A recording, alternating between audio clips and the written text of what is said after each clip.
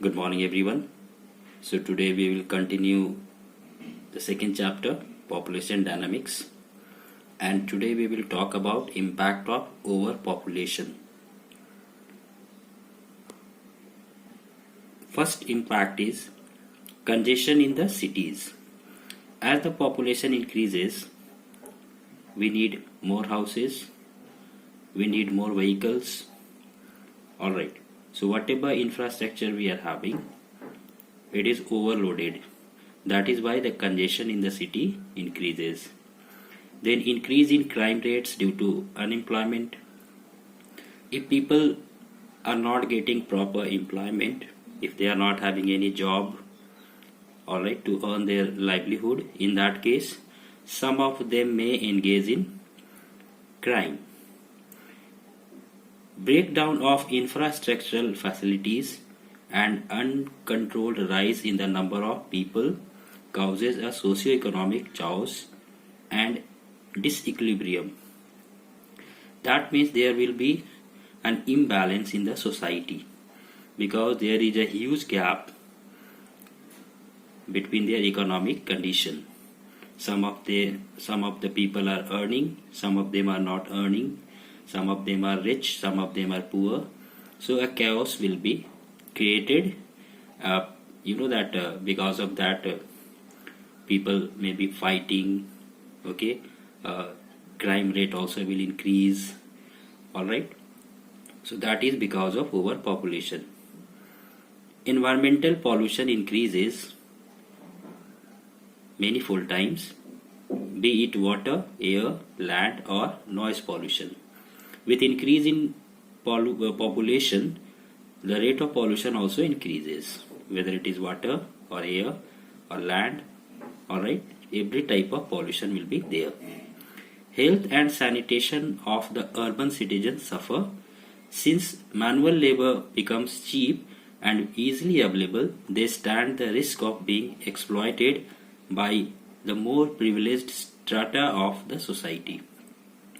Since the population is very high, what happens?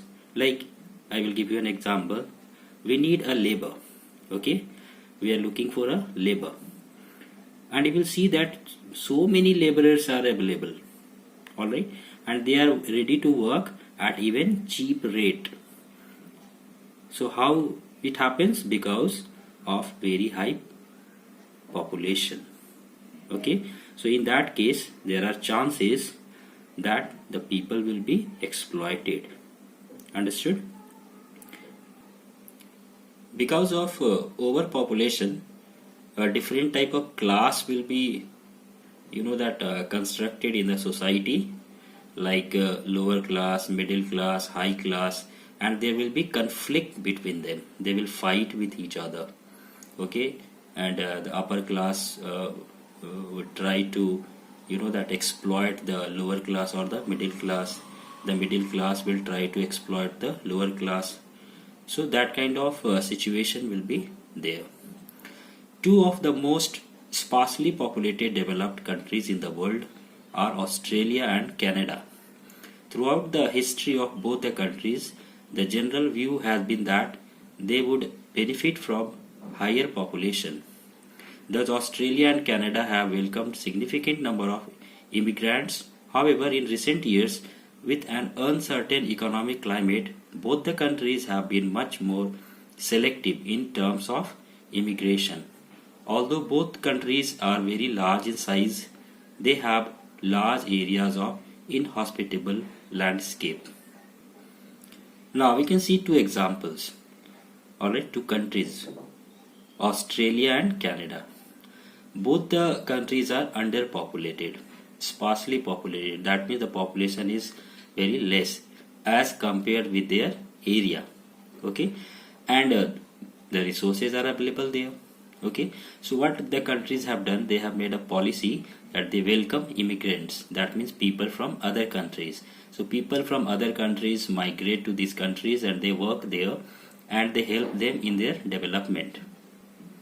But in these coming years, the countries have changed their policy.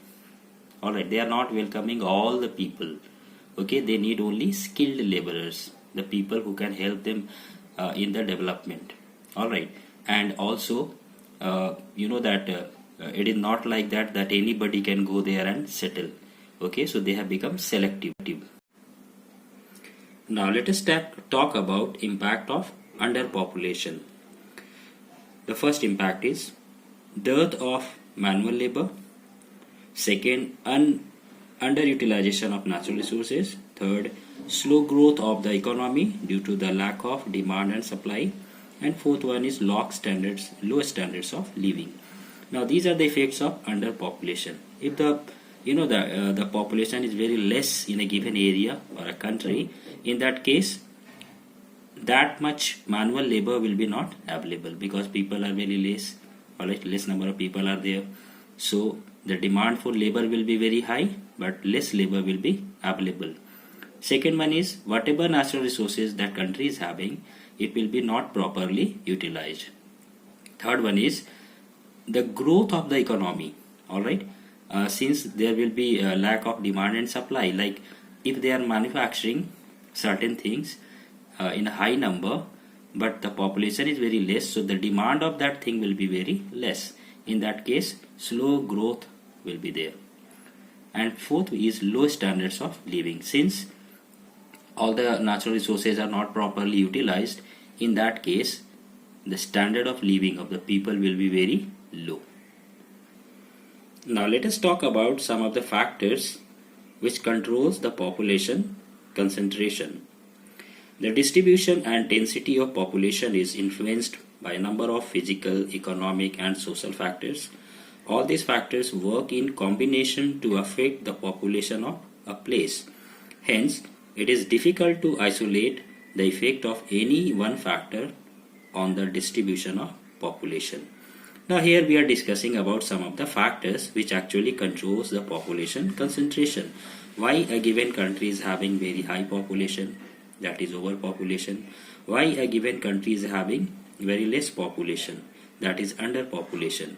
So there may be certain factors behind it. So let us talk about it. You know that the population is not affected because of one reason or two reasons. There is a combination of several regions or factors. So let us talk about it. The first factor is natural and physical factors. Various factors like climate, relief, soil types, flora and fauna, and availability of water reserves affect the population of a place. So this is the first factor, that is climate, relief, soil type, flora and fauna. Alright, so what kind of climate that place is having, whether it is very hot or cold or moderate climatic condition is there, what kind of relief is there, whether it is a plain, whether it is a mountainous region, whether it is a desert, whether it is a plateau. Okay, so these are also some of the regions. Then the availability of water. Okay, whether rivers are there, what kind of rivers are there. All right, whether they are using groundwater, whether they are using that water from the lakes. All right, so these are also some of the regions. Now let us talk about first climate. It is a major controlling factor of population. People choose to settle in areas with favorable climate. Hence, we see that the tropical and temperate regions of the world are most densely populated, while the hot and cold deserts have sparse and scattered population. So, climate plays a very important role. All right, when we talk about the population. Okay, like if we take the example of ourselves also, where you will want to live. All right, if that given area is very hot, will you like to live there? Or if a given area is very cold, will you like to live there? The answer will be no. We want to live or settle in an area where the climate is not very hot nor very cold.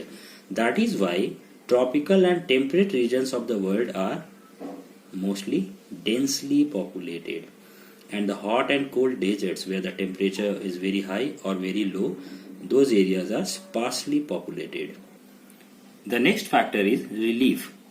The topography, slope and aspect also influence the population of a place. Flat plains and gentle slopes are preferred over rugged, high elevated grounds as they are easy to navigate.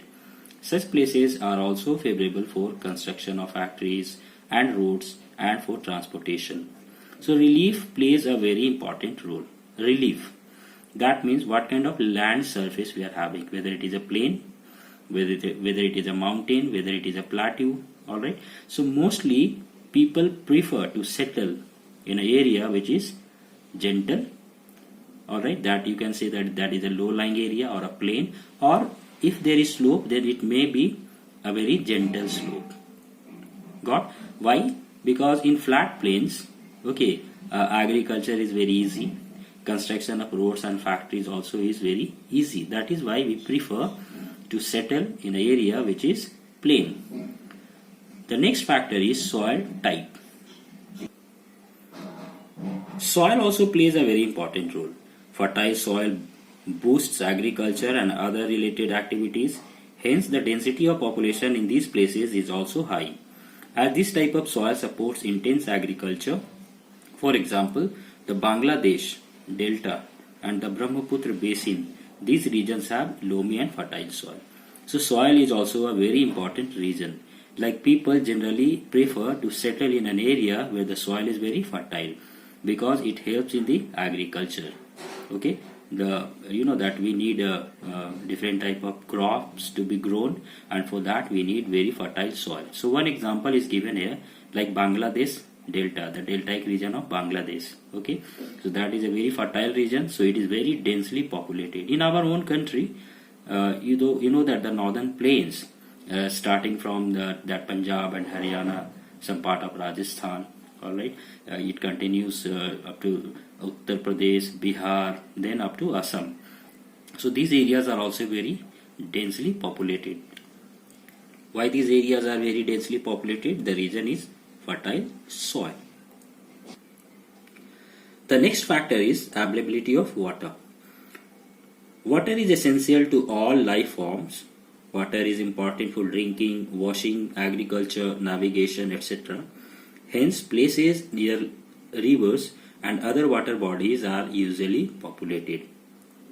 In fact, most early civilizations flourished along river or other places where water was easily available.